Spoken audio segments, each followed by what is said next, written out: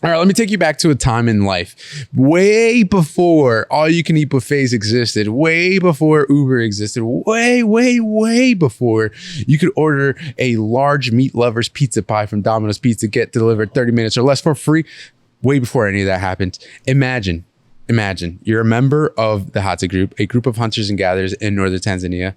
That is the group that Dr. Herman Ponzer went to go study. You walk thousands of miles, you have long gaps in between meals, and you need to survive.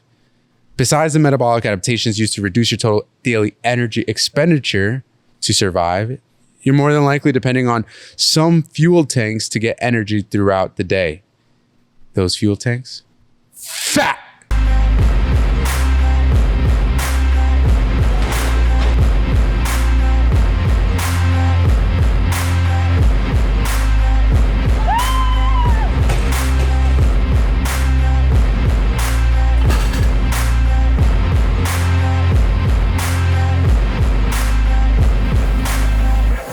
The mental rep. Every time it plays, I laugh. It's contagious laughter. It's really good laughter. It's a feel good intro. I love that intro. Eric, you really outdid yourself with that intro. You really outdid yourself with that one. Gentlemen, how are we doing? Pretty good.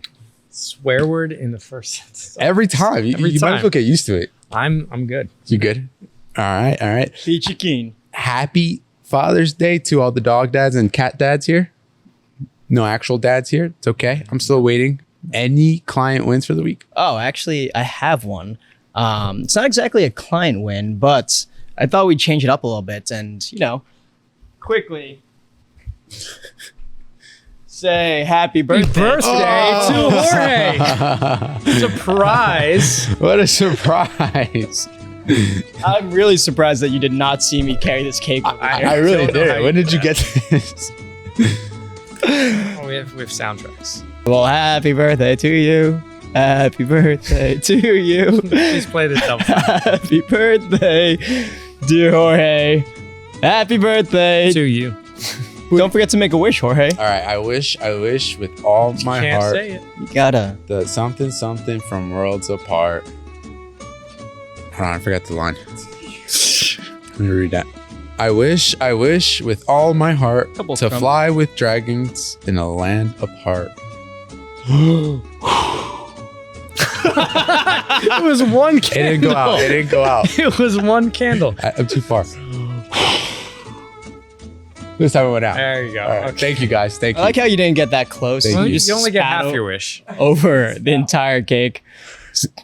Just got real deep on there. I'm gonna move this now. Folks, if you're listening, it is around June 18th, later after Father's Day, sometime in the future. You're going to be listening to this because we are recording in the past, but it is my birthday, 26 years old. These guys have gotten me a beautiful cake. All right, so today we're going to be talking about fat. Chocolate milk. And it's super interesting because if you look at the time of events, just throughout time and the fitness industry or the health industry, fat has gotten a bad rep. In the beginning, you heard a lot of these things of like fat-free items because people assume that fat-free also is good for you, is healthy, mainly because fat was directly linked to obesity. Well, it seems pretty obvious if you have fat on your body and you don't want that, I shouldn't eat it, right? Right, you would think, right? It just sounds intuitive. But then later on, as time goes on, research comes out combating this idea that fat is so bad for you. And then this other fad comes out, ketogenesis, a keto diet, where now all of a sudden fats are good for you. Fats are great. Fats are better than carbs. And they're so good for you that they will help you lose weight. So we're here to clear all that up. We're here to mainly talk about what is fat, how does it work in your body, and why it is important for you. So let's start with the definition of fat. So what are fats? Fats are triglycerides that are broken into fatty acids and glycerol and converted to acetyl coenzyme A. Fats are generally broken down into fatty acids and glycerides to be rebuilt as fat that can be stored in the body. So generally the conversion fat to fat ratio, there is a very high conversion rate of general fat that you're consuming into fat that is stored in the body. So when we talk about nutrition, and in our previous podcast, we kind of look at energy intake and the balance between what you're burning and what you're actually taking in. So one of the reasons people targeted fat so heavily was because they are looking at total calories, and they are right for assuming if I take in more calories, I'm going to be in a surplus. If we take in all these calories, we will be in a surplus by the end of today. And one of the ways to limit that is maybe limiting your fats. And why they were saying this was because calories in 1 gram of fat are more than in 1 gram of protein or 1 gram of carbs. So almost double. Yeah, we look at more than double. K-calories specifically. There are 9 calories per gram of fat than there are in 1 gram of protein, which would be 4, 1 gram of carbs, which would also be 4. So if you are looking at that, if I have the same physical amount, same amount of grams of fat, if I'm eating that fat portion, I am taking in more calories. So people said, okay, well, an easy way to get some calories out of my diet is to limit the amount of fat.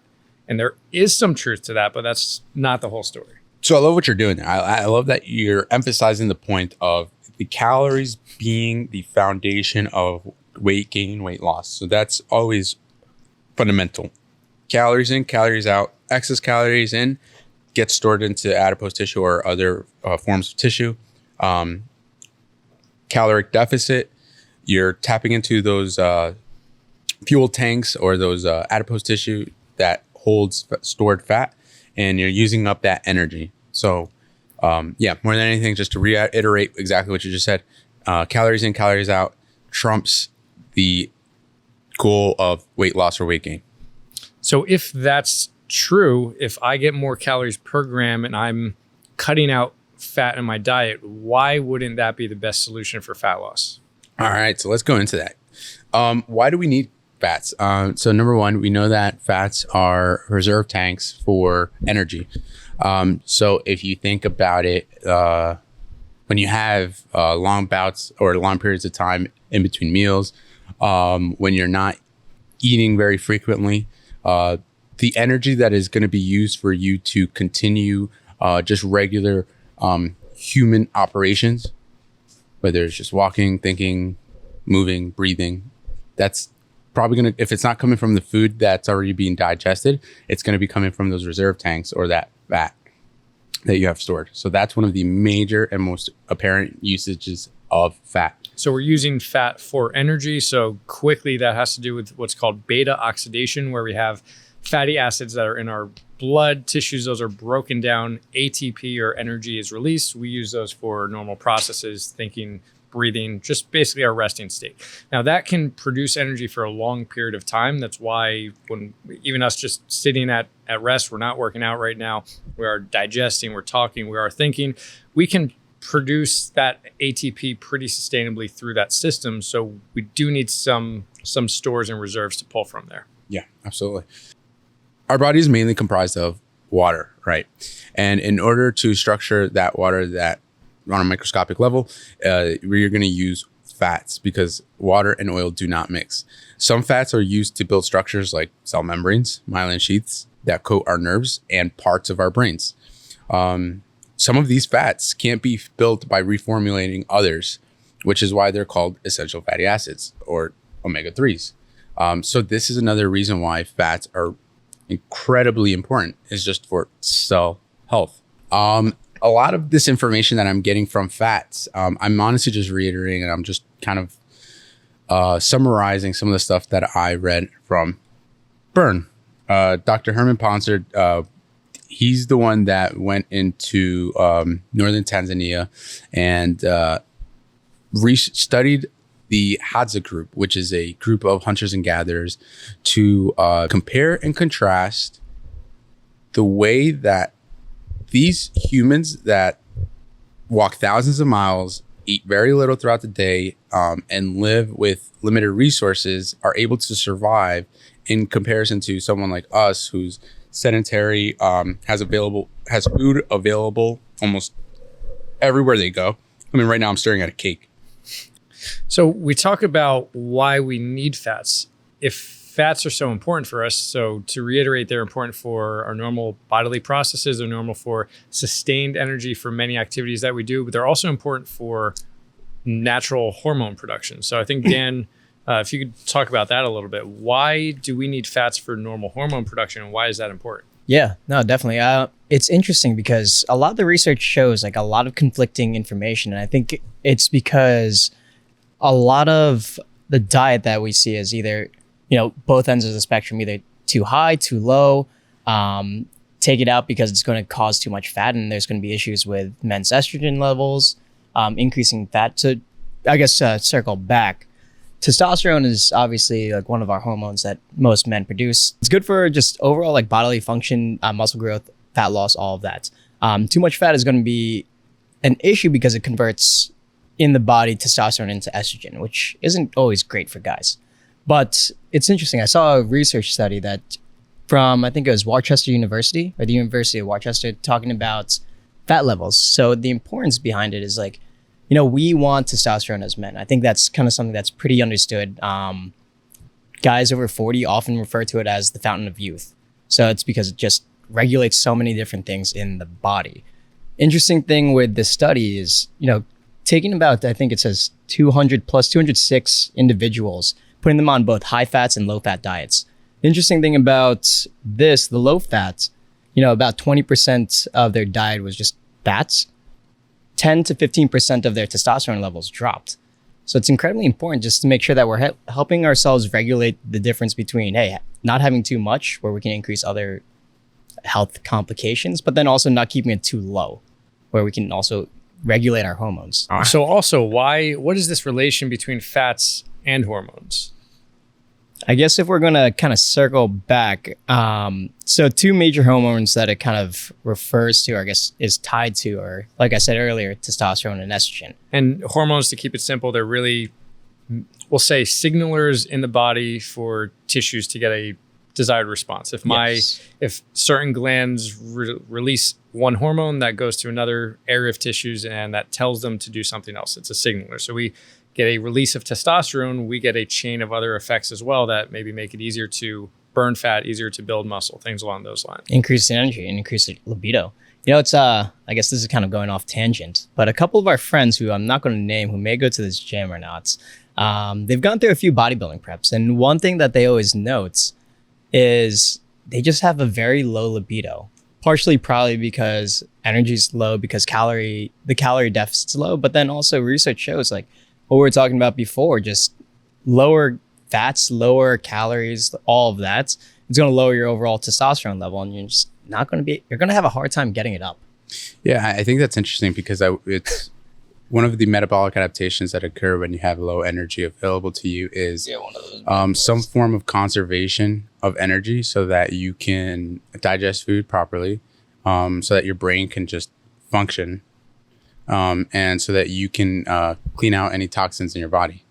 So I would imagine that those being the top three priorities, getting your little buddy up is going to be the last thing that your body's going to prioritize because it's got less energy. And the other thing that I was hinting at before is these hormones are also made of triglycerides, fatty acids. They're comprised of these fatty acids. If we're depleting those in our body, and our body's ultimate goal is to survive, if we need all that energy used for survival traits, then we don't have a lot of that left over to produce extra testosterone. We don't have those free fatty acids to put together into hormones, and you're going to have maybe a little bit lower testosterone. So pretty important to have that included in your diet. But what that also has to do with is percent body fat. If your percent body fat is below a certain amount, that's where we start to see these changes in hormonal levels. So I actually have an interesting chart for anyone interested. You can find it at precisionnutrition.com. If you just type in precision nutrition and the cost of getting lean into Google, you'll find it. It's a good infographic. But for many of our clients, they say, I want to lose fat, or maybe I want to gain mass. Everybody who wants to gain weight on the scale, for the most part, they are not saying I want to gain fat. They're saying I want to gain lean muscle with minimal fat. Unless you're maybe a football lineman from the 70s or 80s where you just want it to get as big as possible. I mean, we see linemen nowadays that are big, but also lean. For the most part, people want to develop lean muscle and burn fat. But what they don't really talk about is what is maybe a healthy range. They see that person on the cover of Men's Health magazine. They see a maybe person on social media who has washboard abs, like very low body fat, and they say, I want that. But what they don't really realize is, one, what it takes to achieve that, and two, maybe how long somebody taking that picture really stays there. Three, maybe the Photoshop effects. Four, what the health risks are of staying there too long. So this chart on precisionnutrition.com talks about several different percentages of body fat, and it has two ends of the spectrum, and on both those ends are unhealthy. So we start on the overweight side. So for men, it's saying greater than 20% body fat would be in that first unhealthy range. Greater than 30% for women is in that unhealthy range. Now, why would men and women have different healthy ranges of body fat? Obviously, women, I feel like it's relatively known that women have higher levels of estrogen naturally than most men. And estrogen is highly derived from fat. So it's pretty easy to assume that our body, like, at least, well, not our body because we're guys, but the female body wants to hold on to as much fat as possible to help provide those hormone levels. And a male can generally still maintain normal hormone production at a lower percent body fat. Mm-hmm. So in that first category, it's listing as unhealthy, greater than 20% for males, unhealthy, greater than 30% body fat for women. And in this chart, it's also showing if you are in that category, this is what you generally do. So you're generally eating a lot of processed foods. You're eating large portions. You're also eating your food very quickly. Now, what it's not talking about is these people are eating more fats, because that might not be the case.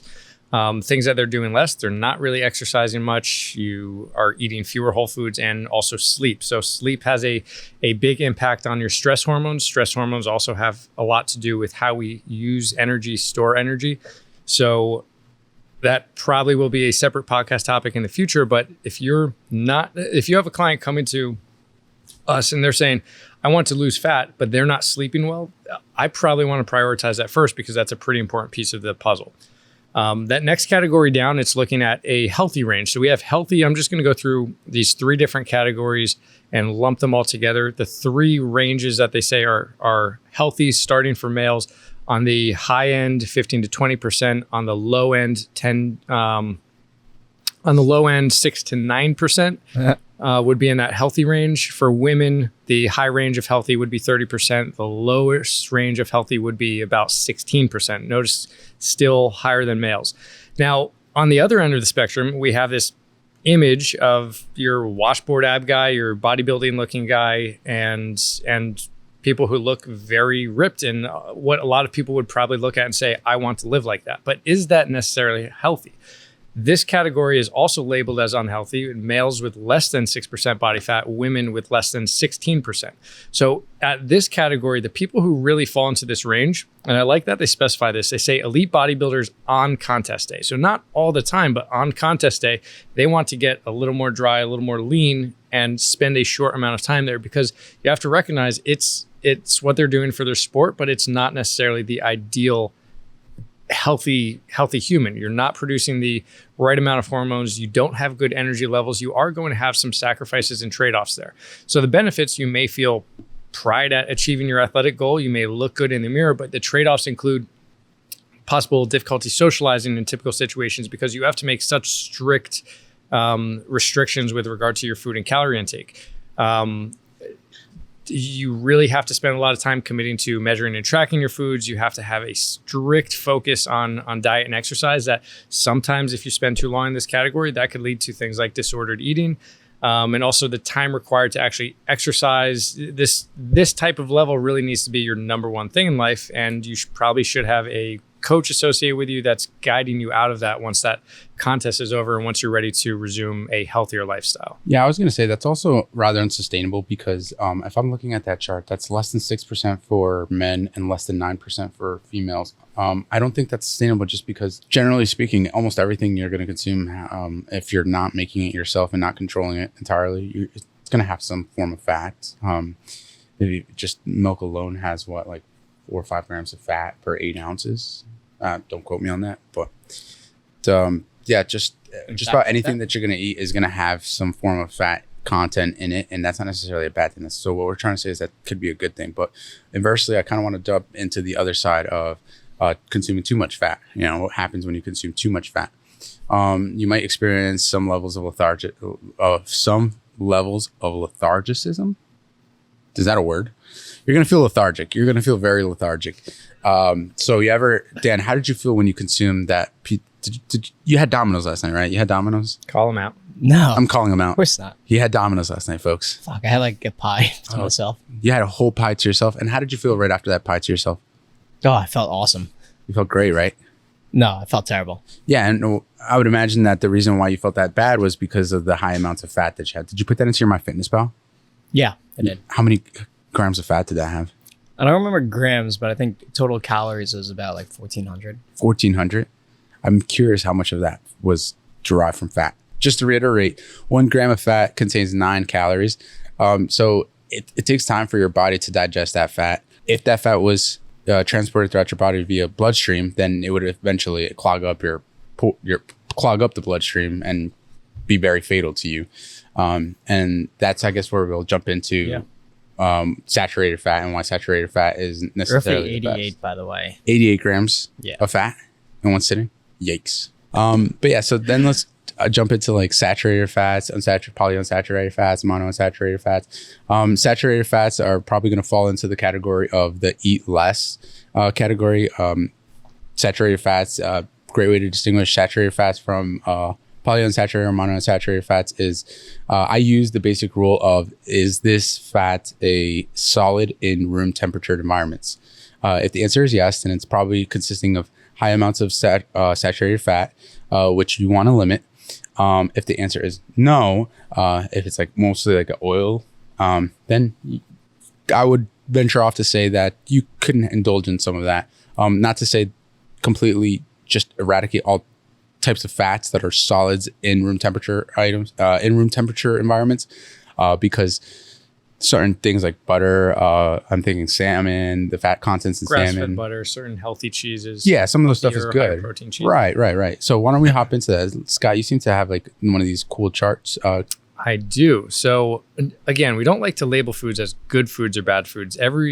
That tends to lead to this yo-yo dieting, cycling, where maybe Dan had Domino's last night. Instead of him feeling bad about it and going on a super strict rampage for the next week where he's measuring every grain of rice and measuring every fat and having the perfect diet, you go through this dramatic shift where it's not really sustainable. So that would probably be in the eat less category. He had it, he enjoyed it, now he's moving on in the right direction, and he's going to probably prioritize fats in the healthier environment. So in this eat more, and okay, so after cake, diet starts tomorrow. So eat more fats category, that would include like your extra virgin olive oil, certain other nut oils, avocado and avocado oil.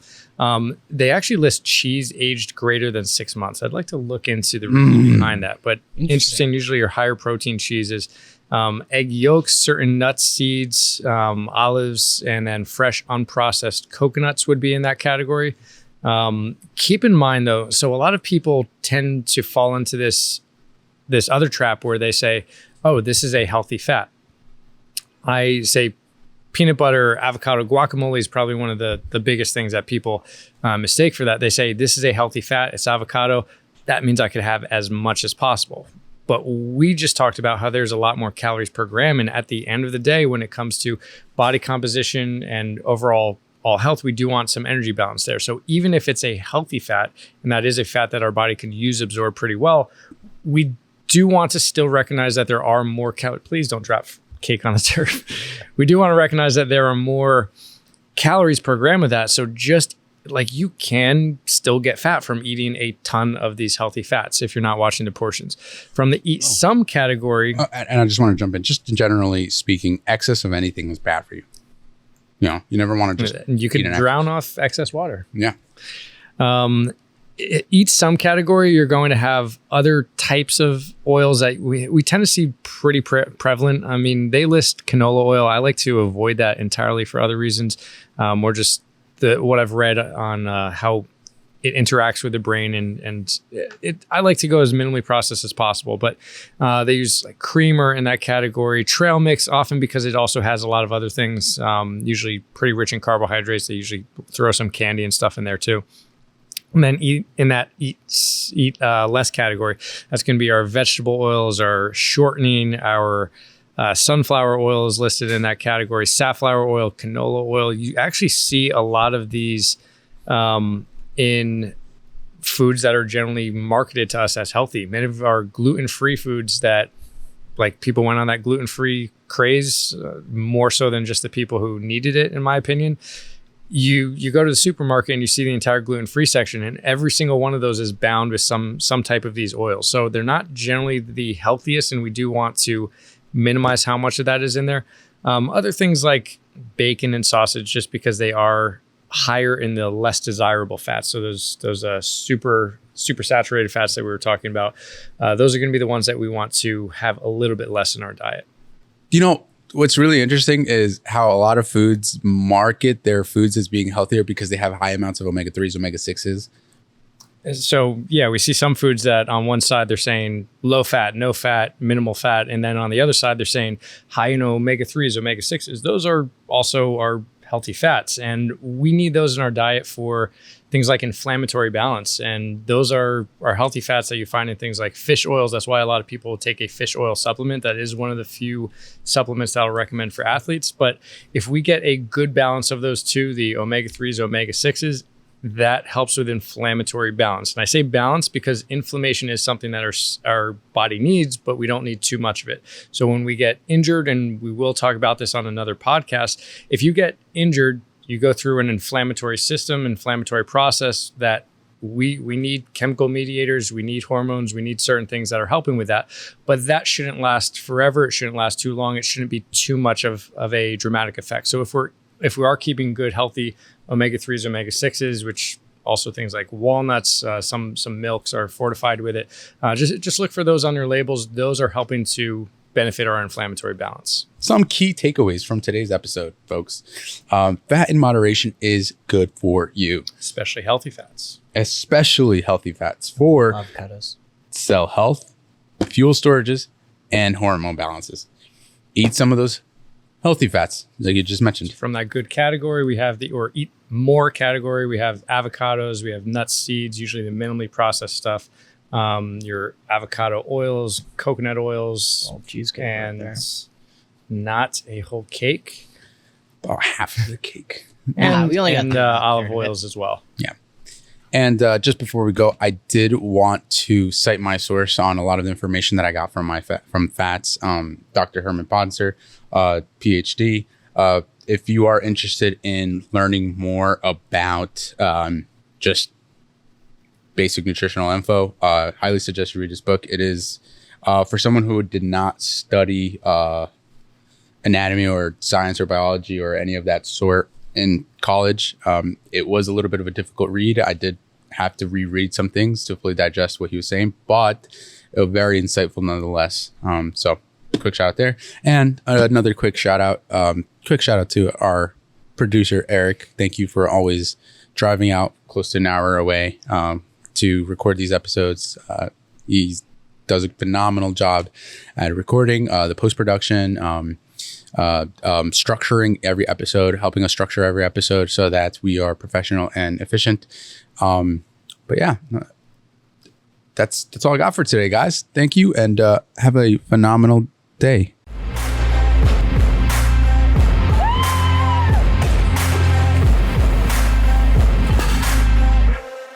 The Mental Rep.